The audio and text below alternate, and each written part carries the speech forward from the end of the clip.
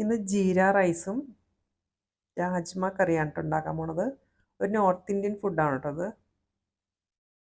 രാജ്മ എന്ന് പറയുന്ന തരം പയറാണ്. നല്ല വേവുള്ളതും നല്ല വലിപ്പമുള്ള ടൈപ്പ് പയറാണ് കേട്ടോ. അപ്പം നമുക്ക് എങ്ങനെ ഉണ്ടാക്കണമെന്ന് നോക്കാം. അതിനായിട്ട് ആദ്യം തന്നെ അരി വേവിച്ച് വെക്കണം. ചെറിയ ജീരക റൈസ് തന്നെയാണ് ഞാൻ എടുത്തിരിക്കുന്നത്. ജീരകശാല അരിയില്ലേ, അതാണ് ഞാൻ എടുത്തിരിക്കുന്നത്.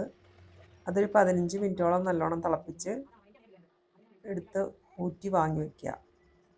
അതിനുശേഷം ഒരു പാൻ അടുപ്പത്ത് വെച്ച് അതിലേക്ക് നെയ്യ് ഒഴിച്ചു കൊടുക്കുക. പിന്നെ ഞാനെടുത്ത് ചെറിയ ജീരകമാണ് കേട്ടോ ചേർത്തിരിക്കുന്നത്. അതിനുശേഷം നമ്മൾ വാങ്ങി വെച്ചിരിക്കുന്ന ചോറ് ഇതിലേക്ക് ചേർത്ത് കൊടുക്കുക. ഉപ്പ് ആവശ്യത്തിന് ചേർത്ത് കൊടുക്കുക. നല്ലോണം ഒന്ന് മിക്സ് ചെയ്ത് ഒരു 2-3 മിനിറ്റ് ഒന്ന് അടച്ചു വയ്ക്കുക. അപ്പോൾ ആ ഫ്ലേവറും കൂടി അതിൻ്റെ കിട്ടും, ജീരകത്തിൻ്റെ.